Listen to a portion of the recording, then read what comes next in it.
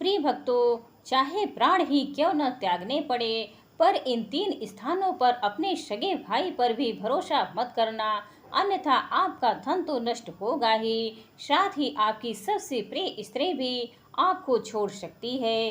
प्रिय भक्तों, यह कथा अत्यंत ज्ञान से परिपूर्ण है। यदि आप इन बातों को श्रद्धा और ध्यान से सुन ले, तो आपके जीवन में कभी कोई संकट नहीं आएगा। तो आइए आपका समय व्यर्थ न करते हुए इस पावन कथा का आरंभ करते हैं। प्रिय भक्तों, पुराने समय में रूपगढ़ नाम का एक राज्य था, जहां राजा अभिनव प्रताप का शासन था।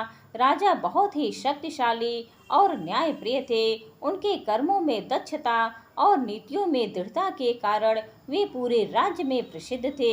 एक ओर वे दयालु और प्रजा के कल्याण में रुचि रखने वाले थे, वहीं गलती होने पर कठोर निर्णय लेने से भी पीछे नहीं हटते थे। इस कारण उनके दरबारी भी उनसे काफी डरते थे। राजा का एक छोटा भाई था, जिसका नाम शुभाकर था। शुभाकर की आयु मात्र 12 वर्ष की थी। राजा की एक रानी थी, जो स्वभाव में अत्यंत सरल और सीधी थी। हालांकि राजा उन्हें अधिक पसंद नहीं करते थे, लेकिन रानी शुभाकर से अत्यधिक स्नेह रखती थी और उसे अपने पुत्र के समान मानती थी। सुभाकर भी रानी को माँ के समान पूज्य मानता था, क्योंकि रानी ने ही उसे उनकी माता के स्वर्गवास के बाद पाला था।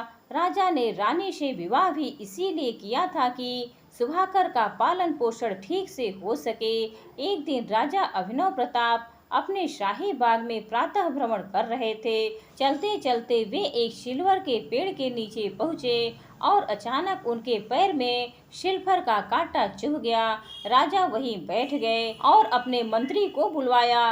मंत्री ने देखा कि कांटा काफी बड़ा और गहरा चुभा था। उसने बड़ी सावधानी से कांटा निकाला, लेकिन राजा का पैर घायल हो गया। दर्द से व्याकुल राजा ने मंत्री से कहा, हमारे बाग में यह कांटों वाला पेड़ कहाँ से आ गया? इसे तुरंत कटवा दो। बाग में कांटेदार पेड़ पौधे नहीं होने चाहिए। मंत्री ने निवेदन किया, महाराज, यह सिल्फर का पेड़ औषधि गुणों से युक्त है। गर्मी के दिनों में इसके रस का सेवन करने से लू नहीं लगती। क्या आप इस पर पुनः विचार करेंगे? राजा ने क्रोधित होकर कहा, मेरा कष्ट तुम्हारे पेड़ से बड़ा है। यह चतुराई है तुम्हारी। तुरंत आदेश दो कि न केवल हमारे बाग से बल्कि पूरे नगर से कांटेदार पेड़ पौधे हटा दिए जाएं। भविष्य में यदि मेरे पैर में कांटा चुभा तो तुम्हारी खैर नहीं। मंत्री ने आदेश का पालन करते हुए सैनिकों को नगर भर में कांटेदार पेड़ पौधे हटाने के लिए भेजा। अगले दिन मंत्री राजा का हाल चाल लेने उनके कक्ष में पहुंचे।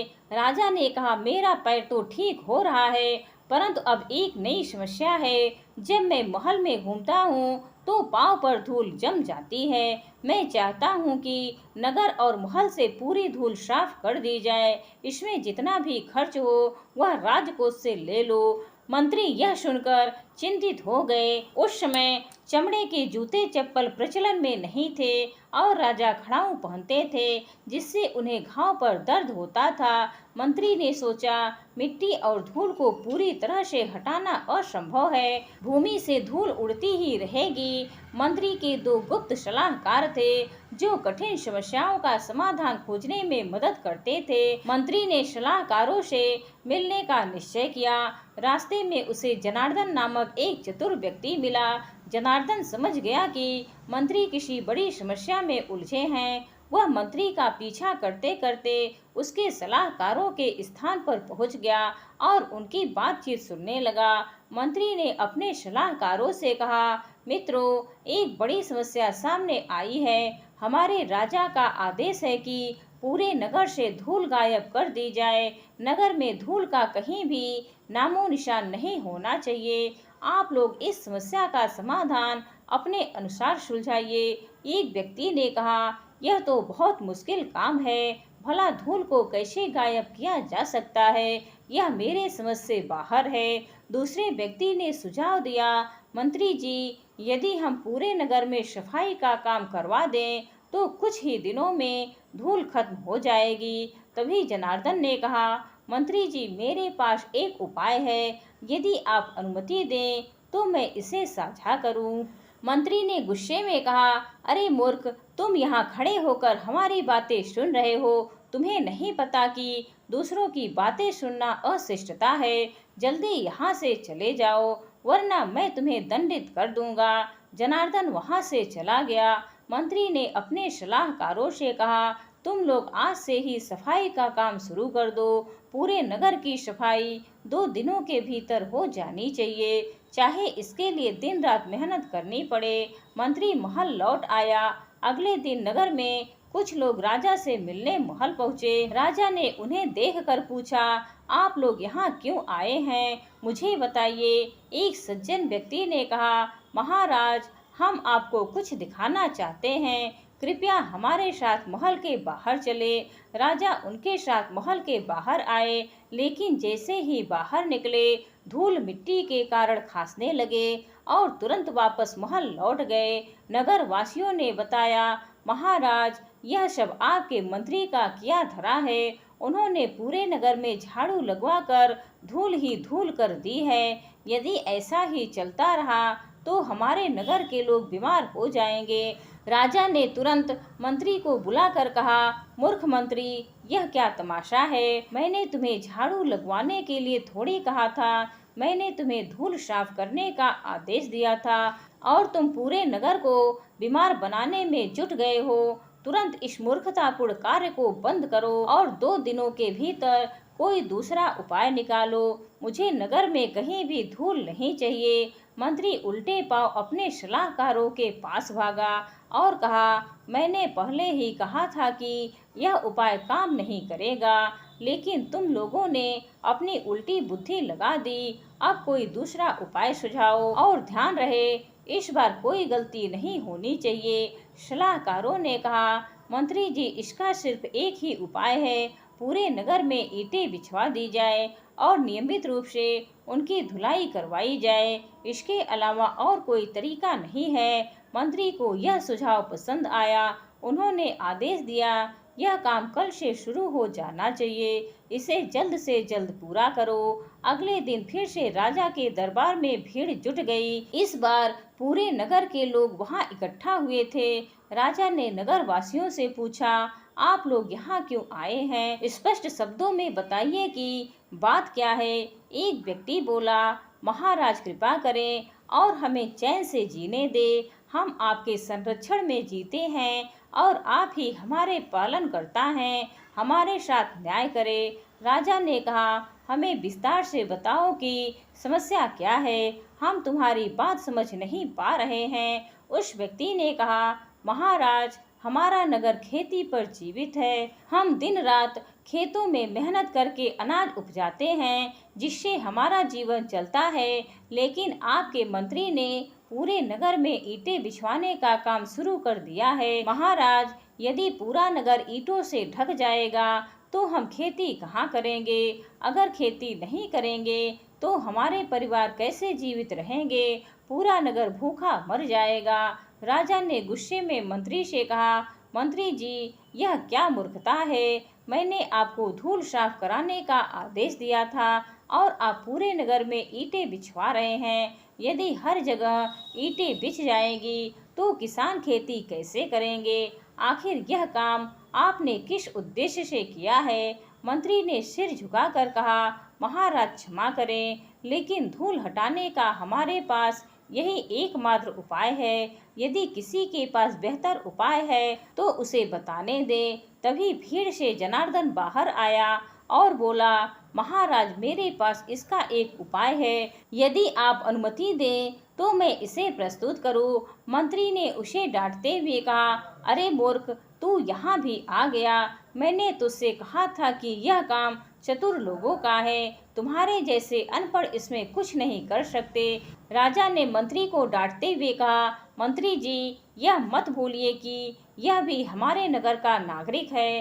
राज दरबार में इसे भी अपनी बात रखने का अधिकार है, इसे अपनी बात कहने दे। जनार्दन ने कहा, महाराज, मैंने आपके लिए एक समाधान सोचा है। उसने राजा को एक चमड़े का जूता भेंट किया। राजा ने उसे पहना और जनार्दन से पूछा, यह क्या है। जनार्दन ने उत्तर दिया, महाराज, यह मैंने अपनी बुद्धि और श्रम से बनाया है। इसे पहनने के बाद आप चाहे कीचड़ में चले या धूल में, आपके पैर गंदे नहीं होंगे। राजा को समझ आ गया कि असली बुद्धिमान कौन है। उन्होंने तुरंत मंत्री को उसके पद से हटा दिया और जनार्दन को नया मंत्री बना दिया। जनार्दन ने राजा का सारा कार्यभार संभाल लिया और नगर में फिर से सुख शांति लौट आई। समय का चक्र चलता रहा। एक दिन राजा अभिनव प्रताप ने शिकार पर जाने का निश्चय किया।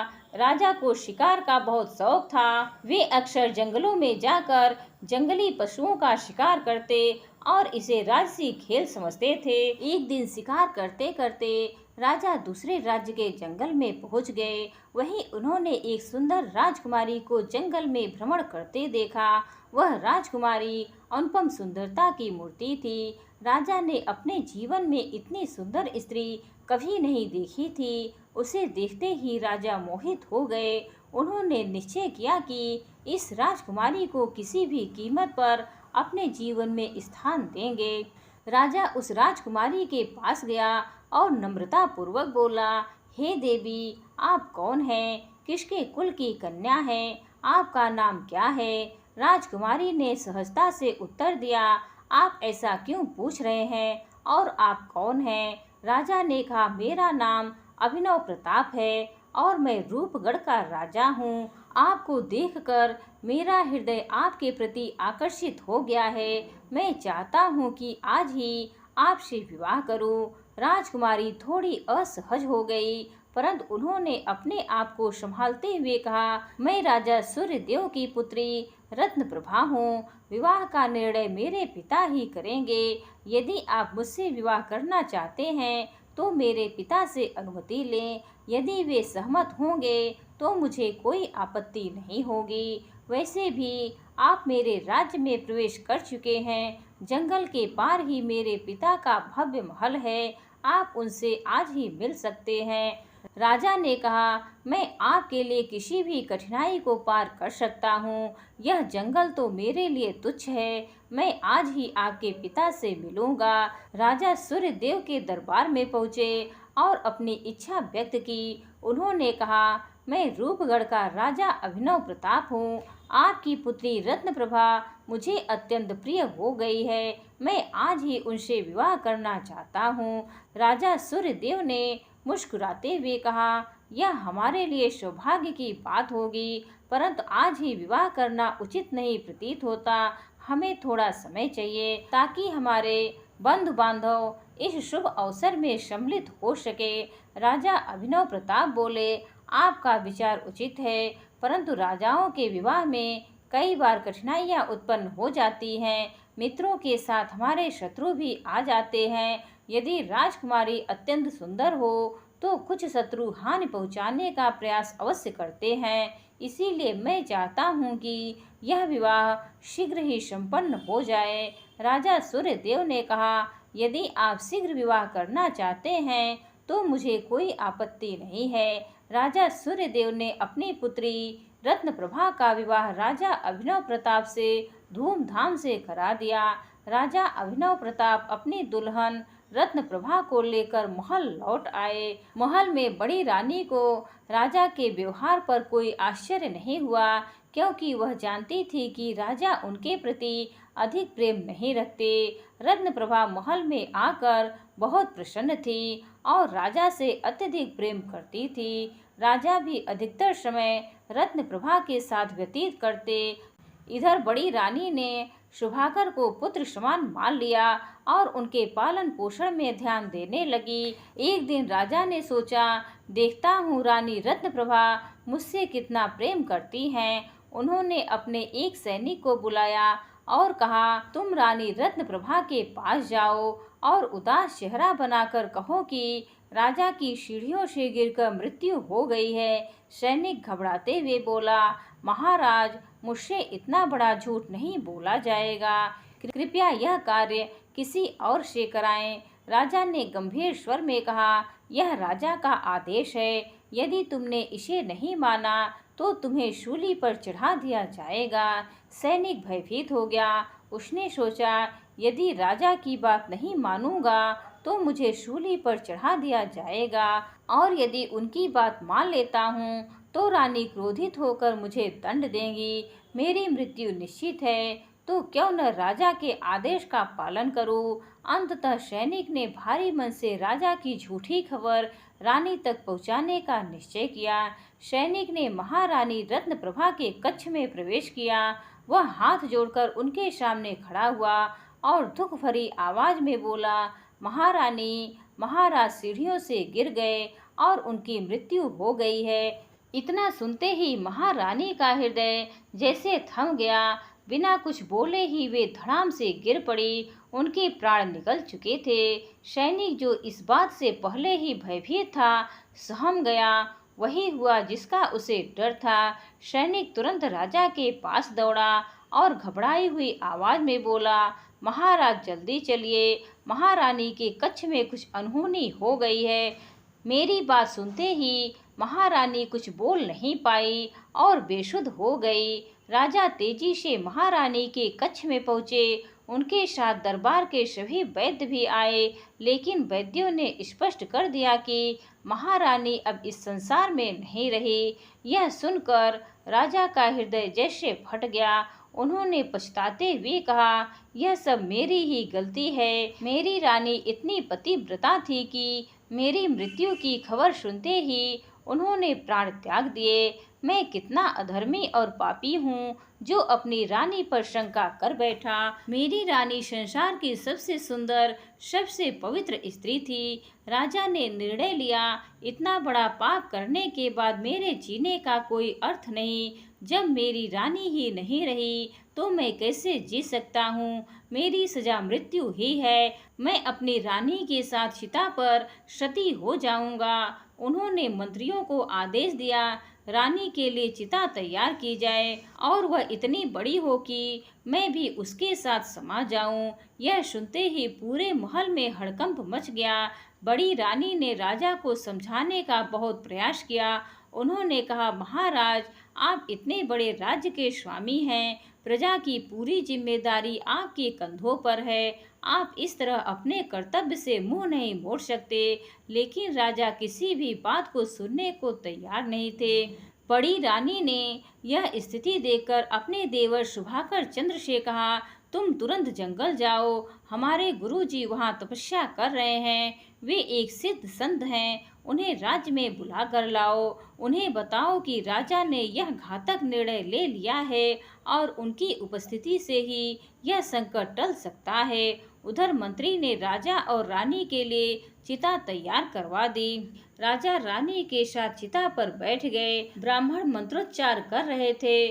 बस अब अग्नि प्रज्वलित करने की देर थी। तभी सुभाकर चंद्र संत को लेकर आ पहुँचे। संत चिता के पास पहुँचते ही गिरने का नाटक करने लगे। उनके हाथ से मिट्टी का कमंडल छूटकर टूट गया। संत वहीं बैठकर विलाप करने लगे। राजा ने यह दृश्य देखा और आश्चर्यचकित रह गए। उन्होंने संत से पूछा, गुरुदेव, आप इस मिट्टी के कमंडल के लिए इतना विलाप क्यों कर रहे हैं? यह तो साधारण चीज है। मैं आपके लिए दूसरा कमंडल ले आऊंगा। राजा ने अपने मंत्री से कहा, मंत्री जी, आप महात्मा को विलाप करने से रोके। मंत्री ने उत्तर दिया, महाराज, महात्मा किसी की बात सुन ही नहीं रहे। आपको ही कुछ करना होगा। राजा बोला, मैं भला अब क्या कर सकता हूँ? मैं तो सती होने जा रहा हूँ। मंत्री ने विनम्रता पूर्वक कहा, महाराज, अभी आप बहुत कुछ कर सकते हैं। आप अपने सती होने के इस निर्णय को कुछ समय के लिए रोक सकते हैं। महात्मा को प्रसन्न कीजिए। महात्मा में दिव्य शक्ति है। यदि वे चाहे तो मरी हुई रानी को फिर से जीवित कर सकते हैं। आपको सती होने के बजाय रानी को जीवित करने पर विचार करना चाहिए। महात्मा के लिए कुछ भी असंभव नहीं है। वे चांद सूरज की गति को भी रोक सकते हैं और पत्थर की मूर्ति में प्राण डाल सकते हैं। राजा को मंत्री की बात समझ में आ गई। उन्होंने सोचा, मुझे रानी के जीवित होने के प्रयास करने चाहिए।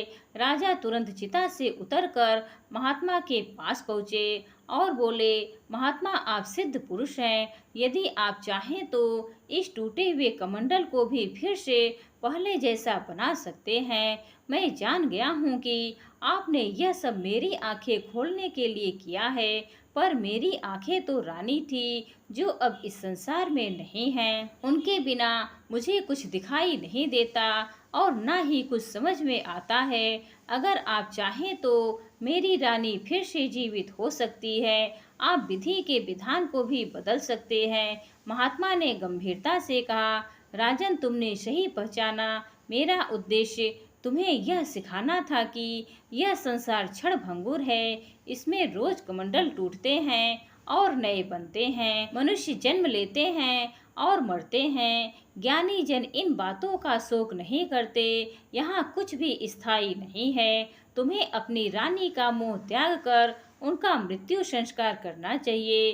फिर यदि चाहो तो नई रानी ला सकते हो, या महल में पहले से जो पतिव्रता रानी है उसी से प्रेम कर सकते हो। राजा बोले, महात्मा, मैं आपको पहले ही बता चुका हूँ कि यह रानी मेरी आँख थी, उसके बिना मैं अंधा हूँ। एक अंधे को चाहे आप संसार के कितने ही वर्णन क्यों ना करें, उसे कुछ दिखाई नहीं देगा।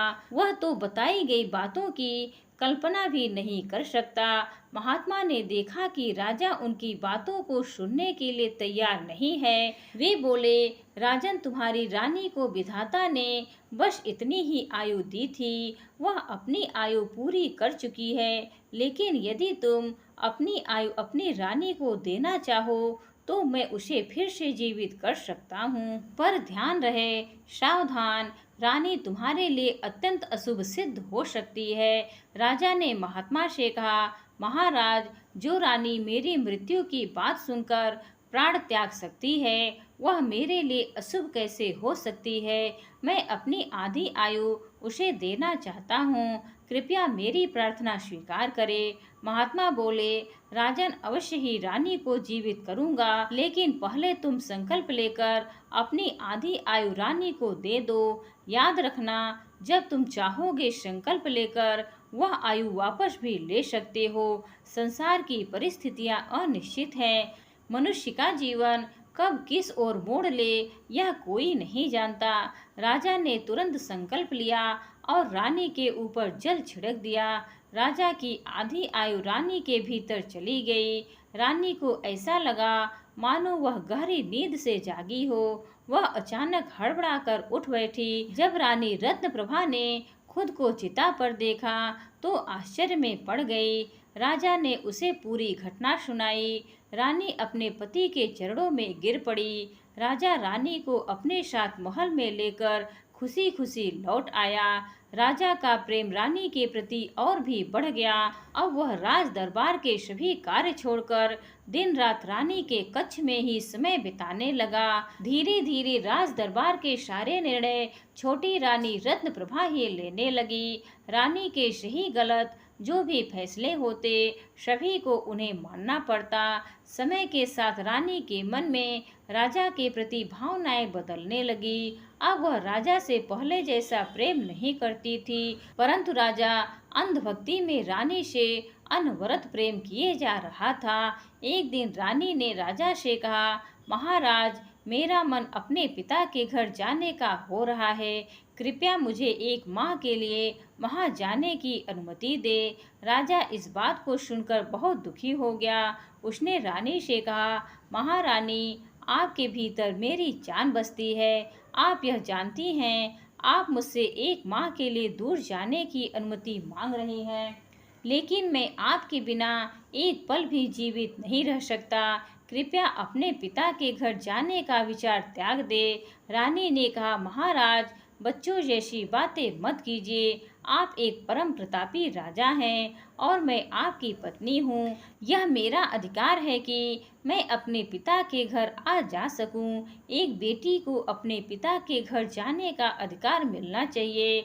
वैसे भी मैं एक माह के बाद वापस आ जाऊंगी।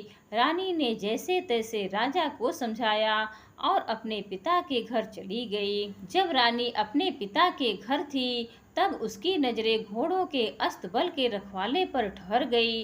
वह व्यक्ति राजकुमारी को घुड़सवारी का प्रशिक्षण देता था और अक्सर उसे जंगल में भी ले जाया करता था। इस दौरान रानी रत्नप्रभा का दिल उस घुड़सवार पर आ गया। वह घुड़सवार भी राजकुमारी से बेइंतहा प्रेम करने लगा। लेकिन तभी रानी को वापस महल लौटना पड़ा। 1 साल तक वह घुड़सवार रानी से दूर रहा, लेकिन एक दिन वह रानी से संदेशवाहक बनकर आ मिला।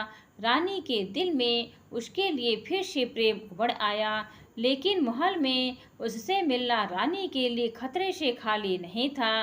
रानी के सुझाव पर वह राजा के महल से दूर जंगल में एक झोपड़ी बनाकर रहने लगा। रानी आधी रात को चुपके से राजा के पास से उठती और जंगल में किसी से मिलने चली जाती। पहले वह गुप्त दरवाजे से जाती थी, लेकिन समय के साथ उसने मुख्य दरवाजे से भी जाना शुरू कर दिया। वह अपने चहेते द्वारपाल को पहरे पर रखती और उसे इस बात को गोपनीय रखने के लिए प्रतिदिन 100 स्वर्ण मुद्राएं देती। द्वारपाल भी इस लालच में चुप रहता। यदि वह कभी इस बात का खुलासा करता तो रानी उसे कठोर दंड देकर मिट्टी में दफना देती। राजा के सामने यह सब संभव नहीं था, क्योंकि वह रानी के प्रति अंधा प्रेम करता था और रानी के बारे में कुछ भी बुरा सुनना उसे सहन नहीं था। उधर बड़ी रानी को हमेशा छोटी रानी पर शंका रहती थी। वह चौकन्नी रहती और मन ही मन यह सोचती थी कि छोटी रानी को कभी संतान ना हो। ऐसा होने से राजा के छोटे भाई शुभाकर का राज्यारोहण का मार्ग साफ हो जाता। एक दिन बड़ी रानी आधी रात को अपने कक्ष से निकलकर महल की छत पर गई। छत पर उसे किसी के कदमों की आहट सुनाई दी। उसने नीचे देखा और पाया कि छोटी रानी खूब सज धज कर 16 श्रृंगार किए हुए महल से बाहर जा रही थी। द्वारपाल उसे बिना रोके आराम से बाहर जाने दे रहा था। इतनी रात में इस तरह श्रृंगार करके महल से बाहर जाना बड़ी रानी के मन में शंका पैदा कर गया। वह स्त्री थी और समझते देर नहीं लगी कि छोटी रानी सैर या हवा खाने नहीं जा रही थी, बल्कि व्यभिचार करने जा रही थी। बड़ी रानी के मन में यह विचार आया कि क्योंकि राजा से छोटी रानी को कोई संतान नहीं हुई है, वह किसी अन्य पुरुष से अवैध संतान उत्पन्न कर राज्य पर अपनी पकड़ बनाए रखना चाहती है। बड़ी रानी पूरी रात छत पर बैठी रही और भोर के समय छोटी रानी को लौटते देखा। उसके अस्त व्यस्त कपड़े और बिखरे बाल स्पष्ट संकेत दे रहे थे कि वह व्यभिचार करके लौटी थी। बड़ी रानी ने सोचा कि वह यह बात राजा से जाकर कह दे, लेकिन फिर उसे एहसास हुआ कि राजा अब वह नहीं रहा जो उसे रानी बनाकर लाया था। अब वह पूरी तरह छोटी रानी का गुलाम बन चुका है। राजा वही करेगा जो छोटी रानी कहेंगी। तब बड़ी रानी ने शुभाकर को इस बात के लिए तैयार करने का निश्चय किया।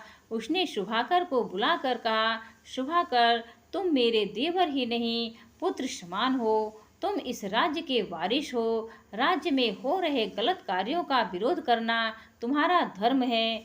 छोटी रानी गलत मार्ग पर चल पड़ी है। उसे राजा से कोई सच्चा प्रेम नहीं है। वह हर रात राजा को धोखा दे रही है। तुम्हें उसे रोकना होगा ताकि वह गलत कार्यों में ना पड़ी रहे और राजा की प्रतिष्ठा बनी रहे। सुभाकर ने सिर झुकाकर कहा, माता जी, आपके लिए मैं सब कुछ हूँ। आप मेरे लिए राजा भी हैं, रानी भी। जो आदेश देंगी उसका पालन करूँगा। यदि आप कहती हैं तो मैं राजा की प्रिय रानी को भी उसके गलत कार्यों से रोकूंगा और राजा को इस बारे में बताऊंगा। सुभाकर बड़ी रानी के निर्देशानुसार आधी रात को छोटी रानी का पीछा करने लगा। जब छोटी रानी महल से निकलकर मुख्य द्वार पर पहुंची, शुभाकर उनके सामने खड़ा हो गया और बोला, भाभी, इतनी रात को आप अकेले कहाँ जा रही हैं? छोटी रानी ने सहजता से जवाब दिया, शुभाकर, मैं थोड़ा सैर करने निकली हूँ। तुम जाओ आराम करो, मैं थोड़ी देर में वापस आ जाऊंगी। शुभाकर ने छोटी रानी से कहा, मेरी छोटी भाभी आधी रात को अकेली सैर के लिए जाएं और मैं चुपचाप सो जाऊं। यह भला कैसे हो सकता है? किसी भी स्त्री को रात में अकेले घर से नहीं निकलना चाहिए। मैं तुम्हारे साथ चलूंगा। छोटी रानी बोली, शुभाकर, तुम मेरा कहना मानो और लौट जाओ। यह मेरा निजी मामला है। शुभाकर दृढ़ता से बोला, मैं लौटने वाला नहीं हूँ। आज मैं पता लगा कर ही रहूंगा कि तुम किससे मिलने जाती हो। तुम्हारी इस चालाकी से मेरे भाई को धोखा देना सही नहीं है। रानी गुस्से में बोली, शुभाकर, तुम पर बड़ी रानी के कहने का झूठा प्रभाव पड़ गया है। तुम्हें नहीं पता इसका अंजाम कितना बुरा होगा। इसीलिए कहती हूँ, अपना मुंह बंद रखो और जाकर सो जाओ। शुभाकर ने शक्ति से कहा, छोटी रानी, अपनी धौंस किसी और पर दिखाना। मैं तुम्हें कहीं जाने नहीं दूंगा। छोटी रानी को लगा कि इस बहस का शोर राजा तक पहुंच सकता है। अगर राजा जाग गया और उसने मुझे अपने कक्ष में ना पाया तो मुश्किलें बढ़ जाएंगी। रानी ने अपनी चाल बदलते हुए कहा, शुभाकर, तुम्हारा बस यही चाहना था कि मैं महल से बाहर न जाऊं, तो लो, मैं नहीं जाऊंगी। तुम जीत गए, मैं हार गई। अब तू खुश हो। वह अपने कक्ष में लौट गई, लेकिन उसके मन में बेचैनी छा गई। उसे लगने लगा कि अगर शुभाकर ने राजा को मेरे जंगल जाने की बात बता दी तो राजा मुझ पर क्रोध करेगा और शायद मुझे मौत की सजा दे देगा। रानी ने मन ही मन सोचा, शुभाकर मेरे लिए काल बन चुका है। इसे रास्ते से हटाना ही होगा। ऐसा उपाय करना होगा कि राजा खुद उसे फांसी पर चढ़ा दे। दूसरी ओर शुभाकर सोच रहा था, रानी जब खुद रास्ते पर लौट आई है तो मैं यह बात राजा को क्यों कहूँ और विवाद क्यों पैदा करूँ। वह शांति पूर्वक सो गया। उधर रानी ने योजना बनाई। वह गूसल खाने में गई, अपने वस्त्र फाड़ लिए और बाल बिखेर कर रोती हुई राजा के पास पहुंची।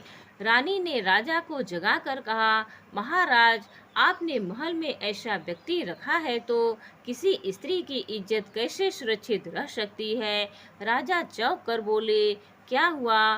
तुम रो क्यों रही हो? रानी ने कहा, शुभाकर ने गूसल खाने में मेरे सम्मान पर हाथ डाला है। राजा बोले, तुम यह क्या कह रही हो? शुभाकर अभी बच्चा है, उसे इन बातों की समझ कहाँ। रानी ने आंसू पोंछते हुए कहा, मुझे पता था कि आप यही कहेंगे। वह आपका भाई है, उसकी कोई भी गलती आपको नहीं दिखेगी। लेकिन यह पहली बार नहीं है। 1 महीने पहले भी उसने मेरी इज्जत पर हाथ डाला था। तब मैंने खून का घुट पीकर किसी से कुछ नहीं कहा, पर अब यह उसकी आदत बन चुकी है। आप तय कर लीजिए कि मैं इस महल में रहूंगी या शुभाकर उसे फांसी पर चढ़ा दे, यही सही होगा। राजा बोले, रानी धीरज रखो, शुभाकर को सजा जरूर मिलेगी, लेकिन फांसी नहीं। मैंने अपनी माँ को वचन दिया है कि उसकी कोई भी बड़ी गलती पर उसे मृत्यु दंड नहीं दूंगा। हाँ, मैं उसे देश निकाला दे सकता हूँ। राजा ने शुभाकर को कक्ष में बुलाया और कहा, तुमने अपनी भाभी के सम्मान पर हाथ क्यों डाला? शुभाकर ने शांति पूर्वक कहा, महाराज, आप यह क्या कह रहे हैं? बड़ी भाभी ने मुझे पाला है, मैं उन्हें माँ समान मानता हूँ। छोटी भाभी को भी माँ समझता था, लेकिन उनके गलत आचरण के कारण अब उन्हें भाभी भी नहीं मानता।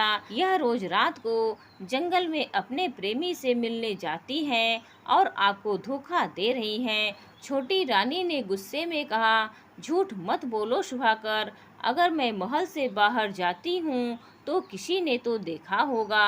आप द्वारपाल को बुलाकर पूछ सकते हैं।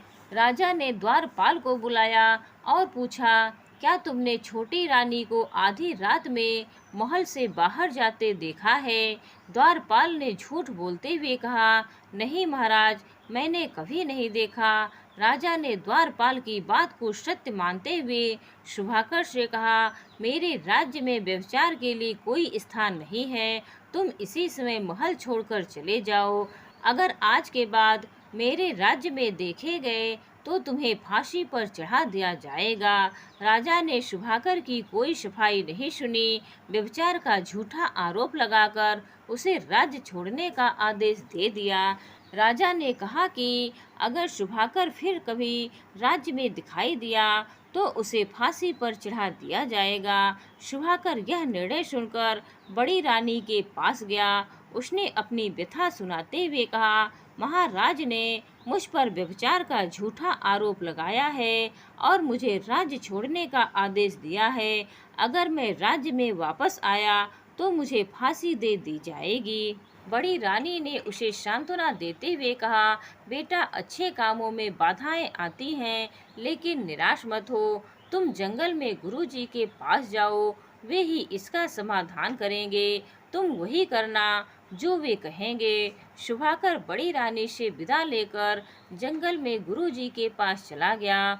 उसने महात्मा से रानी और राजा की सारी बात बताई। महात्मा बोले, शुभाकर, तुम्हें राज्य छोड़ने की कोई जरूरत नहीं है। तुम मेरे आश्रम में रहो और शिक्षा ग्रहण करो। याद रखना, कल को यही राज्य तुम्हारा होगा।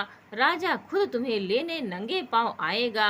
शुभाकर महात्मा के आश्रम में ही रहने लगा। उधर छोटी रानी को पूरा महल और राज्य जैसे मिल गया। अब वह बेधड़क हर रात जंगल में अपने प्रेमी से मिलने जाती थी। द्वारपाल को इस पर शंका हो गई। उसने सोचा, अगर राजा को कभी पता चल गया कि रानी जंगल में किसी से मिलने जाती है तो वह रानी के साथ मुझे भी फांसी पर चढ़ा देगा। ऐसा तो हो नहीं सकता कि मजा कोई और ले और मैं नाहक बलि का बकरा बन जाऊं। एक दिन द्वारपाल ने रानी से कहा, महारानी, आपका इस तरह जंगल में जाना आपकी जिंदगी के लिए भारी पड़ सकता है और इसके लपेटे में मैं भी आ जाऊंगा। बेहतर होगा कि आप अपने प्रेमी को किसी बहाने महल में नौकर रख लें, फिर आप आराम से मिलती रहिएगा और किसी को कोई खबर भी नहीं होगी। रानी को यह सुझाव बहुत अच्छा लगा। उसने अपने प्रेमी को महल में नौकरी का प्रस्ताव दिया और उसे बुला लिया। राजा को एक घोड़े के रखवाले की जरूरत थी तो उन्होंने उसे रख लिया। अब रानी को जंगल में जाने की कोई जरूरत नहीं थी। वह महल में ही अपने प्रेमी से मिलने लगी।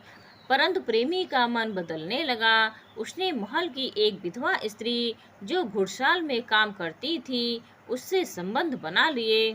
अब वह रानी की बजाय उस विधवा से ज्यादा प्रेम करने लगा। उधर राजा के मंत्री ने राजा से कहा, महाराज, आपके विवाह को कई वर्ष हो गए हैं लेकिन अभी तक आपको कोई संतान नहीं हुई। आपको किसी महात्मा से मिलकर आशीर्वाद लेना चाहिए। राजा को यह बात जच गई। वह जंगल में अपने गुरुजी से मिलने गया। महात्मा ने राजा से आने का कारण पूछा।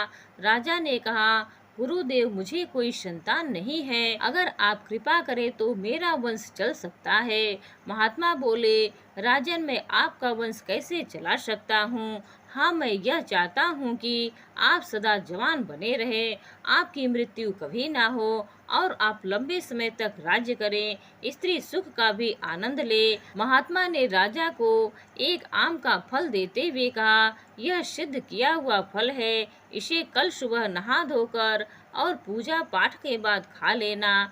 आप सदा जवान बने रहेंगे। राजा वह फल लेकर महल लौट आया। उसने विचार किया, अगर मैं यह खा लूँगा तो मैं जवान बन जाऊँगा, लेकिन मेरी रानी तो बूढ़ी हो जाएगी। अच्छा होगा यह फल रानी को ही खिला दूँ। राजा ने वह फल रानी को खा लेने के लिए दे दिया। रानी ने सोचा, इस फल को खाकर मुझे तो कोई विशेष लाभ नहीं होगा, लेकिन अगर मेरा प्रेमी जवान रहेगा तो मुझे ज्यादा सुख मिलेगा। उसने वह फल अपने प्रेमी को दे दिया। प्रेमी ने सोचा, अगर मैं यह फल अपनी विधवा प्रेमिका को दे दूं तो वह मुझे और अधिक संतुष्टि देगी। विधवा ने सोचा, मैं जवान बनकर कौन सा सुख भोगूंगी, यह फल तो राजा को ही खाना चाहिए। वह फल लेकर राजा के पास गई और बोली, महाराज, मैं आपके लिए एक अद्भुत फल लेकर आई हूँ। इसे खाने वाला सदा जवान बना रहता है। राजा ने जब उस फल को देखा तो पहचान लिया कि यह वही फल है जिसे उन्होंने अपनी रानी को दिया था। उन्होंने विधवा से पूछा, सच सच बताओ, यह फल तुम्हें किसने दिया? विधवा ने जवाब दिया, महाराज, यह फल मुझे मेरे प्रेमी साइज ने दिया था। राजा ने साइज को बुलवाया और उससे पूछा, यह फल तुम्हें कहाँ से मिला? शाही ने सिर झुकाकर उत्तर दिया, यह फल मुझे आपकी रानी ने दिया था। अब राजा को सारी सच्चाई समझ में आ गई। उन्हें याद आया कि उनके छोटे भाई शुभाकर ने जो कहा था वह सत्य था। रानी वास्तव में व्यभिचारिणी थी। राजा ने गहरी सांस ली और अपने निर्दोष भाई को देश निकाला देने के अपने निर्णय पर पछतावा किया। उन्होंने रानी को बुलवाया और कठोर स्वर में पूछा, तुमने यह फल शाही को क्यों दिया? रानी ने हिम्मत जुटाते हुए कहा, महाराज, अब जब आप सब कुछ जान ही गए हैं तो छिपाने का कोई फायदा नहीं। सच यह है कि मैं साई से प्रेम करती हूँ और लंबे समय से उससे मिलती रही हूँ। शुभाकर को मैंने जानबूझकर फंसाया था। अब मैं आपके साथ नहीं बल्कि अपने प्रेमी के साथ रहना चाहती हूँ। राजा क्रोध में बोले, उल्टा तू जिंदा रहेगी तब न किसी के साथ रह सकेगी। तेरी जिंदगी तो उधार की थी जिसे मैंने अपनी आयु देकर बचाया था। अब मैं उसे वापस लेता हूँ। राजा ने हाथ में जल लिया और संकल्प करते हुए रानी से उसकी आयु वापस ले ली। जैसे ही उन्होंने जल छोड़ा, रानी की मृत्यु हो गई।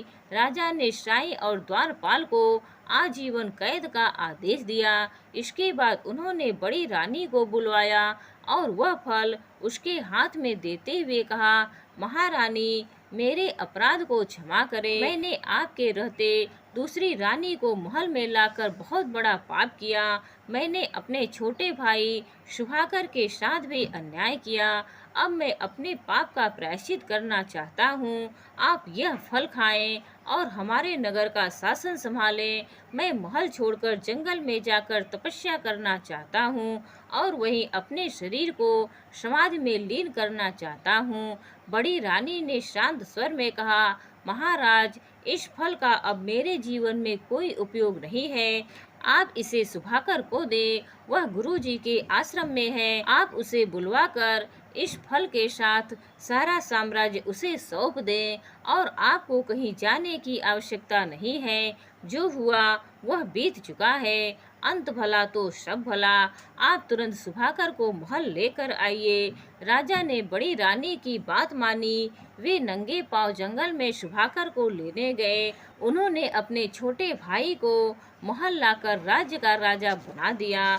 प्रिय भक्तों, उम्मीद है आज की यह कहानी आप सभी को पसंद आई होगी। हर हर महादेव।